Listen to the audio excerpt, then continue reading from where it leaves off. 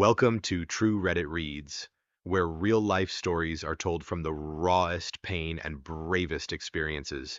If you've ever thought family meant safety and love, listen to the journey below. This is not just a story of a child caught in the vicious cycle of violence called tradition, but also a journey of breaking the silence and exposing the dark secrets the entire community once believed were the right thing. I share all of this not to seek pity, but to let anyone who has ever been hurt know you are not alone and the truth, no matter how fragile, is still worth being heard. Chapter 1: Family Tradition: The Price of Honor. If you ask me why a child would become a silent shadow in their own home, the answer will always begin with two words: tradition.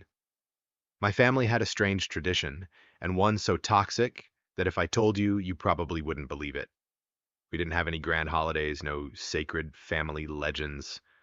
The legacy my father left behind, the thing he was most proud of, was a cruel cycle. The youngest child in the family had to take the punishment for the mistakes of their siblings. I was the youngest. And so, from the moment I could walk and talk, I understood what it meant to take the fall. It wasn't gentle scolding or the typical timeout against the wall. In my house, punishment meant the whip bright red welts and my mother's empty eyes hollow as an old church bell. It all started with my grandfather, a war veteran who had served in Vietnam, who always said, if one person bears the pain for the whole family, that family stands strong. My father grew up with military discipline, honor, and what he called army-style unity. Then he brought all that home, passing it on to his children like some faded silver medal. I still remember my father on Sunday mornings, sitting in the living room, carefully polishing his medals. His hands were rough and calloused, but every time he touched those pieces of metal, it was as if he was performing a ritual, cleansing himself for a new week. Beside him, my mother, the gentlest woman in the village, silently took on the role of scorekeeper, counting each strike that landed on my back to make sure everything was done by the book. If anyone asked her why, she'd just say, I went through it. Too, it brings the family closer together, honey. But her voice always sounded hollow and icy to me. Maybe she was a victim too. I never dared ask her directly, but every time she looked at me after a beating, her eyes were red, her hands shook. Whatever love she had, it couldn't save me, and it couldn't save her from this vicious cycle either. I had three siblings: Marcus, the eldest brother, Diana, the middle sister, and Gabriel, my younger brother, just a little older than me. Outwardly, we looked like any typical suburban American family. Dad was a cop. Mom worked at the library. Kids all went to school. The house was tidy. But inside, there was an unspoken rule that everyone obeyed. As long as the youngest suffers, everyone else can have peace. It meant that whenever Marcus skipped school, Diana talked back to Mom, or Gabriel got into trouble, I was the one who paid the price. No one ever asked if I was willing. They talked as if I was part of the family foundation and the glue keeping my siblings from going bad or having to take responsibility. But that was just an excuse. The truth was, everyone was afraid of becoming me, so everyone stayed silent. From the age of 5, I became the scapegoat. Every Sunday night, my house turned into a horror theater. Dad would push back the chairs to make space, call everyone together, and begin reciting the week's crimes. I stood in the center of the room, barefoot on the cold, wooden floor, wearing the thinnest shirt, of course, to really feel the lesson. Every mistake my siblings made was a stripe on my back. One tardy from Marcus got me a hit. Diana lost Mom's bracelet, I took 2. Gabriel spilled milk on his books, I got 3. Simple, clear. No one protested. Mom counted, Dad whipped, and my siblings watched, faces a mixture of guilt and relief. I used to think maybe I was strong. Maybe I was important to the family. But the older I got, the more I realized I was just the lever that made it easier for everyone to breathe the sacrificial lamb, so the adults could keep their reputation and the siblings could offload their burdens onto me. Sometimes teachers at school noticed the bruises on my arms, but who dared question the model police officer whose walls were covered in awards, who would believe a quiet, often tired child telling the truth in a world where lying was the rule for survival. There were nights when I lay curled up, staring at the ceiling, wondering, are there other homes out there upholding tradition like this? Or am I the only pawn unable to fight my fate? But whatever the case, I learned one thing. In a family where tradition is built on pain, all love turns into scars. And sometimes those scars are the only thing that reminds me I'm still alive. Chapter 2, Corrupted Children and the Silent Sacrificial Lamb. It's strange how when a child is made to take the blame for their siblings, the very people they most want to protect end up being the ones who push them further into the abyss. I used to believe Marcus, Diana, and Gabriel were my allies, but the older I got, the more I realized their kindness was no match for the temptation of safety, and I, the youngest, was their ticket to getting through every mess unscathed. At first, my siblings still felt guilty. During my early elementary school years, Marcus would stand at my bedroom door, slipping me a few pieces of candy after each time I took a beating for him. Diana would secretly leave apology notes on my desk. All three of them, even once, hid with me in the attic, promising we won't let the youngest take the fall anymore. But then habit became a cunning monster. Once Marcus was sure he wouldn't get punished, he grew more reckless, skipping school, skipping classes, even stealing trinkets from the corner store. As long as he knew I would take the consequences, he was ready to test every limit. Diana started lying blatantly to Mom, rummaging through her jewelry to sell for concert tickets. Gabriel, the youngest but most creative, always dreamed up new ways to make mischief, from scribbling on the walls to seeing who could get the lowest grades, just to count how many lash marks I'd get on Sunday night. The most terrible thing was that every time I was punished, my siblings had to watch. In the beginning, they'd turn away, biting their lips, sometimes even crying. But over time, their eyes grew empty. No one tried to defend or stop it anymore. Maybe to survive in this house, each person had to learn to shut off their emotions, pretending not to see someone else's pain. As for me, I changed too, not by becoming numb, but by turning into a living map marked with all my siblings' wrongdoings. Under my bed, I hid a little notebook, recording each day, each bruise. The red welt on my back was from Marcus skipping school. The purple mark on my upper arm was because Diana mouthed off at Dad, and the cut at the corner of my mouth, that was Gabriel's gift from one of his foolish pranks. Every scar on my body had a name, a story, and none of them were truly mine. Teachers at school always noticed how I flinched whenever someone came near, but when they asked, I'd just give a faint smile and say, I'm just clumsy, always falling. Who would believe that a child with a model police officer for a father lived in a family like that? I remember just once my homeroom teacher asked if I was okay, but I only bowed, my head shook it gently, unable to say a word.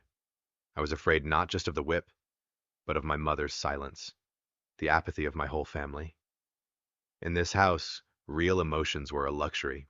I learned to swallow my tears, learned to smile when in pain, learned to keep secrets as part of our tradition. Every Sunday, my family had a review session. The furniture was pushed against the walls, the room turned into a tiny arena. My father solemnly read out the list of wrongdoings, my mother counted each stroke of the whip, my siblings sat lined up on chairs, eyes staring straight ahead like reluctant spectators. I stood exposed in the cold and humiliation, wearing only a thin tank top so every blow would be clear and visible. One lash for every tardy 5, for each bad grade, 10 for every act of disrespect. The rules were simple, but the cruelty always escalated. I started growing up in the shadow of fear. I developed a strange reflex. Just hearing the sound of a belt slicing through the air made my heart race. Every night I woke in a panic, waiting for footsteps in the hallway, as if the next pain was always inevitable. And my siblings, they gradually turned into strangers who shared my blood. They looked at me with eyes that mixed pity and gratitude, sometimes quietly patting my shoulder, sometimes avoiding the sight of bruises on my wrists. So many times I wanted to ask, "Do you feel guilty?" but I never had the courage to say it out loud. Once Marcus whispered, "Hang in there in a few years. You'll be grown up. It'll be over." But even in that comfort, I knew he was only reassuring himself. Diana sent me a song about hope, but then locked her door, turned off the lights, leaving me to cry alone outside. It's strange. The more I was hurt, the more I learned to forgive. I kept telling myself, they're victims too. But sometimes I wished I had the courage to be selfish, to ask out loud just once, when will my pain be enough for everyone to finally wake up? But in that house, everything was justified by tradition. Every lash was a lesson, every silence a victory for the strong. And me, though I never chose this role, was turned into the one who kept the wheel of violence turning quietly and forgettably. Chapter 3: The 10th Birthday and My First Rebellion. I think for every child, a birthday is supposed to be a special day. Whether you're rich or poor, you always hope for some love, a hug, or at least a small piece of cake with glowing candles. But my 10th birthday, on February 15th, became a milestone I never wanted to remember.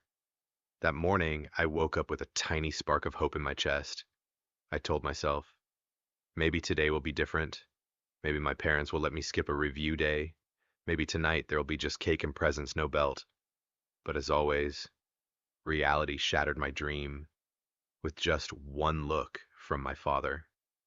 That afternoon, Gabriel, the smartest kid in the house, decided to show off his personality by spraying graffiti all over the principal's car right in the middle of the schoolyard during recess. He laughed as the camera caught him as if it were some charming prank, but I knew exactly what would happen next better than anyone. That evening, as the whole family sat in heavy silence at the dinner table, the atmosphere was so tense you could feel everyone knew what was coming. I sat there huddled up, feeling afraid, angry, and helpless to the point I couldn't even cry. Gabriel lounged on the sofa, TV remote in hand, while Marcus and Diana deliberately looked away. I had hoped someone would speak up, just once say a word in my defense. But no, everyone stayed silent. Then review hour began right at 7 p.m. like every Sunday. My father tightened his belt, his face completely emotionless. "Tonight, 10 extra lashes for Gabriel's vandalism," he said, staring straight at me. I stood up, trembling, feeling a chill crawl up my spine. As Dad raised the belt, Gabriel even sneered, "At least I don't have to take it like him." That was the moment I realized in their eyes I was no longer the youngest child, not even family. I was just the shield, the pressure valve, so they could be free, could be innocent. Marcus kept his head down, staring at his phone. Diana picked at her fingernails like nothing was happening. No one dared to look at me. No one saw me as family anymore. And right then I understood if I didn't save myself, no one else would. As the belt sliced through the air, I suddenly ran barefoot in my thin punishment clothes, straight out the front door, ignoring my father's shouts, my mother's desperate calls. The February night wind was freezing, biting into my skin. I ran past 3 blocks, crying and gasping for air, feet numb and heart pounding so hard I thought it would burst. I didn't stop until I reached Ms. Lee's house, the only person who had ever asked if I was okay. The door opened, and Ms. Lee was stunned to see me shivering, my thin shirt stained with blood on my arm, bright bruises still raw on my skin. Without a word, she wrapped me in a lavender-scented blanket, made me a mug of hot chocolate, and gently asked what I had endured. That night, I cried like I'd never cried before. I told her about the Sunday reviews, about the lashings, my mother's silence, my siblings' empty stares, and about the crushing loneliness that had no words. Miss Lee didn't just listen. She documented every wound, photographed each welt with the cold determination of a warrior, no longer just a teacher, but a protector. Then she called Child Protective Services, told them everything I'd said, and encouraged me. We need more evidence, sweetheart. Don't be afraid. Now is when you have to be strong. And for the first time in my life, I truly believed I could escape the hellish cycle called tradition. On the night of my 10th birthday, I didn't get any presents, and there was no cake. Instead, I received something else, a new hope, fragile but real enough for me to start imagining a different path, one where I was no longer my family's sacrificial lamb. Chapter 4: The Organized Family. When truth gets twisted.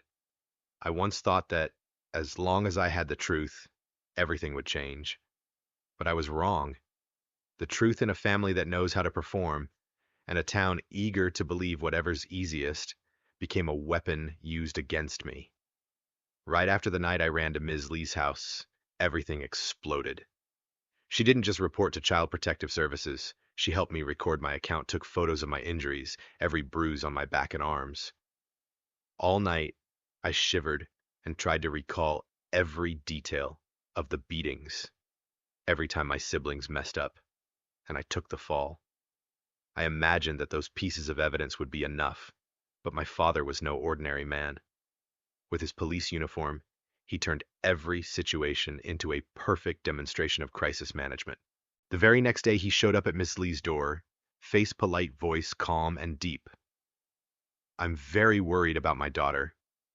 Lately, she's been showing signs of mental instability. Our family loves our children and only wants what's best for them.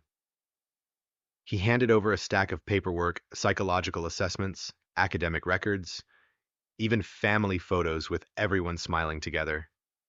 My mother was there too, hands tightly clasped, eyes red. We just want her to get help. She's very sensitive, especially when she's upset about things at school. I sat in silence, listening to my parents and wanting to scream so the whole world would see the fake performance. But no one except Ms. Lee looked at me, and her look alone was enough to help me stay upright even when I wanted to collapse inside. Worse still, my father manipulated the whole town.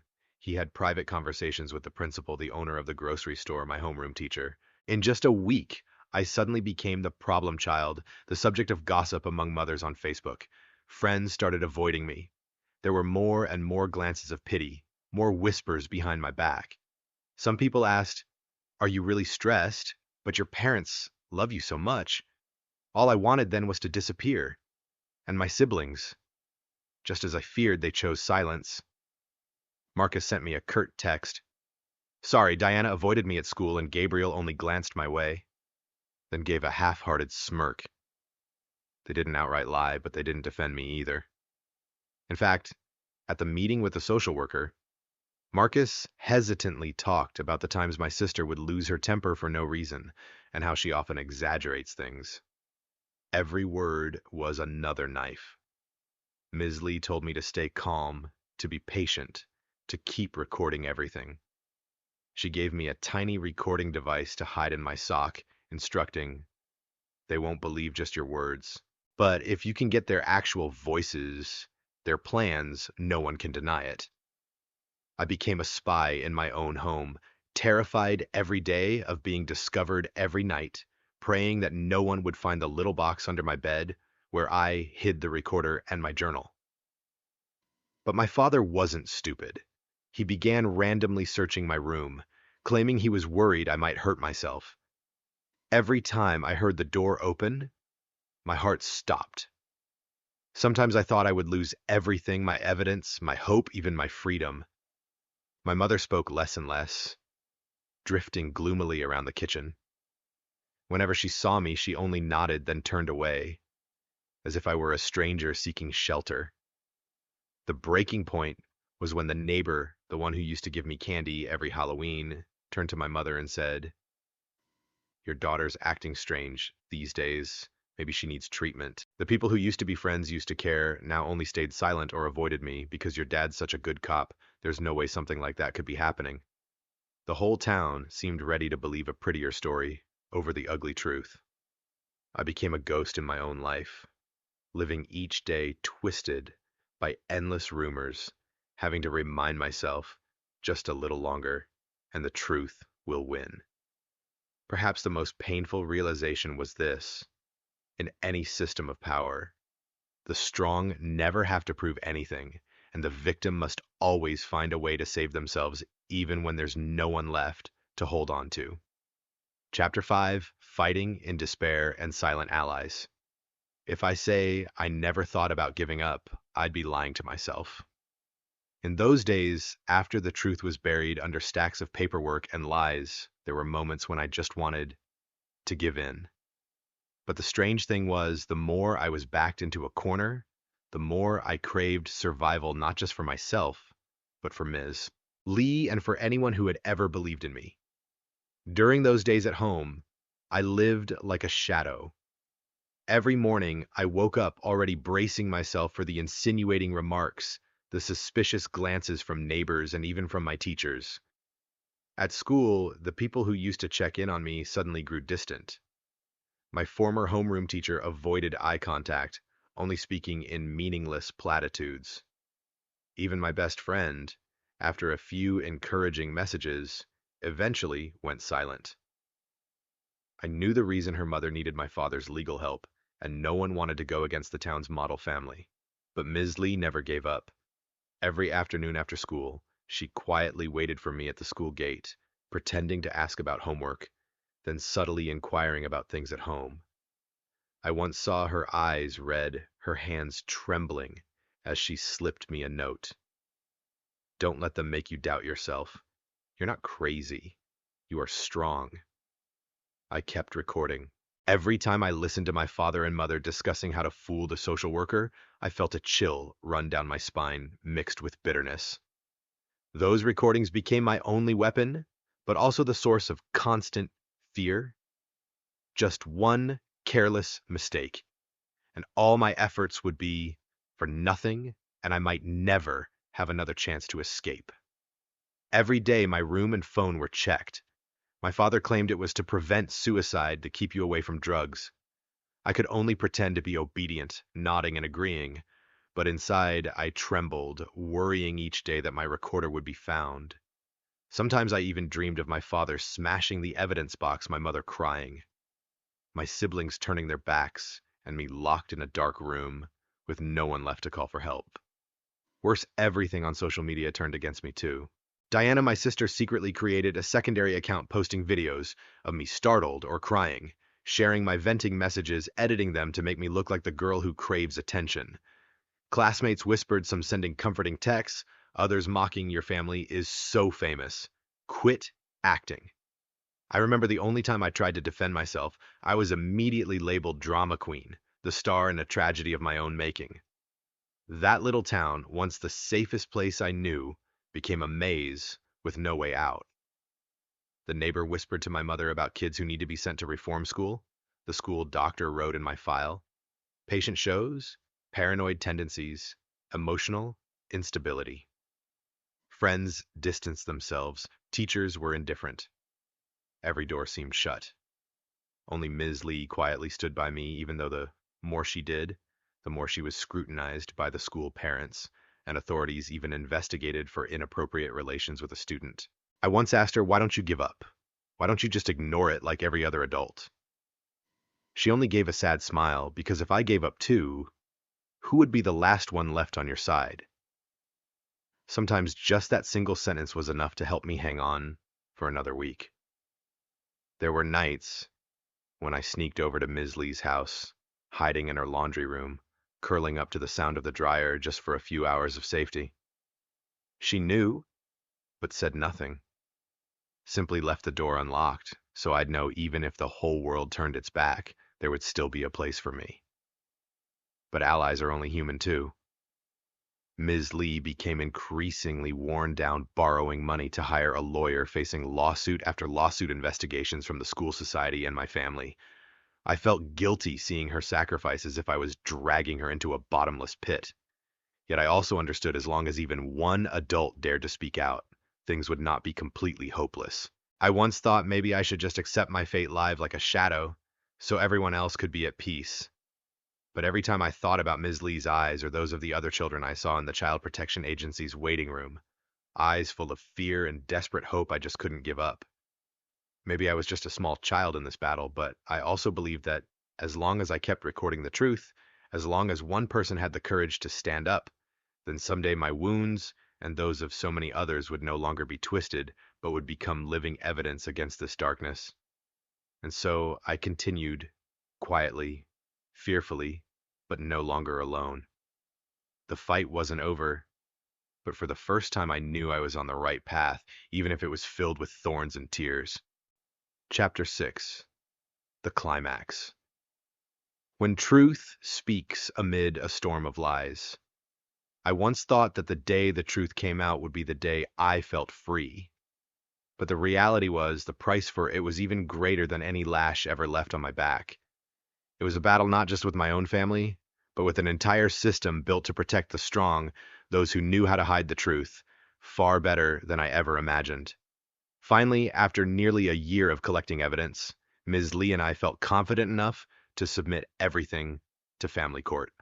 Hours of recordings my father and mother discussing how to answer social workers, convincingly my siblings talking about coordinating trouble so they wouldn't get caught. Even my father's late night confessions in the living room when he thought no one was listening. Everything was sorted, matched with my injury diary photographs and medical reports. Looking at that stack of documents, I felt both proud and terrified, because I knew the more evidence there was, the more masks would be stripped away. On the first day in court, I wore the simplest dress Ms. Lee had bought for me. In front of the judge, my father still put on a perfect performance police uniform, perfectly pressed medals gleaming on his chest demeanor, calm and courteous. My mother sat beside him, her expression a mix of worry and resolve, as if she were holding on to the last fragile fortress. Marcus clutched his scholarship letter torn between the truth and his future. Diana stared coldly at nothing, and Gabriel alternated between grimacing and stifling a bitter laugh.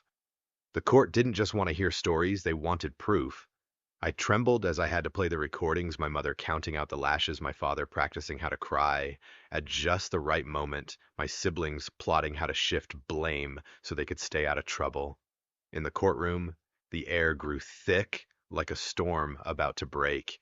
My father's lawyers, all familiar faces from the force, kept up a barrage of questions trying to paint me as a pathological liar, seeking attention, hurting myself to slander my family. They produced every document, my declining grades, neighbor complaints about the troublemaker girl, and even the edited messages and videos Diana had posted online. I nearly collapsed until Marcus, my eldest brother, stood up trembling and asked to speak. He took out an essay I'd never seen before, an award-winning paper on witnessing injustice in the family.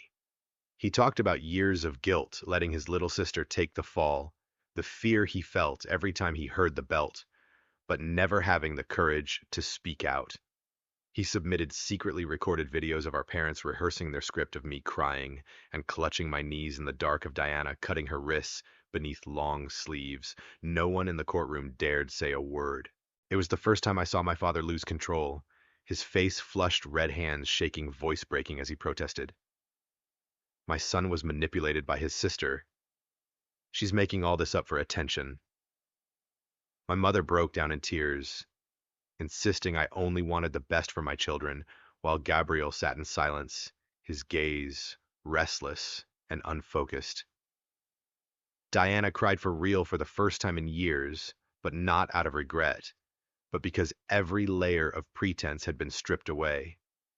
Our lawyer read out every recording, projected every photograph one by one, exposing the cover-up's manipulation and defamation. A part of the town, those who had absolutely trusted my father, had to shake their heads, whispering in the courthouse halls. The trial dragged on for weeks with dozens of witnesses, psychologists, and even people who had been helped by my father now reluctantly admitting that he had two faces. Some cried in shock, some continued to defend him to the end, but the most important thing was this: the truth was no longer his alone to control. In the end, the court ruled. My father was guilty of physical abuse, psychological manipulation, my mother complicit in covering up and falsifying the testimony of a minor. Custody of me was given to Ms. Lee. My father lost his position in the police force, was put under supervision, and forbidden from contact with minors. Diana went to live with relatives for psychological treatment. Marcus moved out on his own, trying to rebuild his conscience as a brother. Gabriel stayed with my mother, but under special supervision by social services. I walked out of court not with a feeling of victory, but of emptiness and exhaustion. Part of me had died with that so-called model family. But for the first time in my life, I knew I was no longer the only one holding the secret. The truth had finally spoken in the middle of a storm of lies that had lasted all my childhood, and the most precious thing I gained wasn't satisfaction but a small chance to start over, even if my scars hadn't yet begun to heal. Chapter 7: Consequences and the Journey of Healing. I used to think that after the trial, everything would feel light, like a heavy rain washing away the mud. But reality was more like the aftermath of a great storm. Trees toppled everywhere, homes wrecked, wounds now exposed more clearly than ever. Freedom didn't arrive with a sense of joy, but with new pains, deep confusing, and sometimes an indescribable emptiness. After the trial, I moved in completely with Ms. Lee. Her small house, once used to silence, now had to adjust to midnight cries, nightmares that jolted me awake and gasping, or times when I would sit, knees hugged to my chest, by the window, staring out without knowing what I was thinking. Lee never asked, "Why are you sad?" She never pressured me to be happy, nor tried to comfort me the way my mother once did.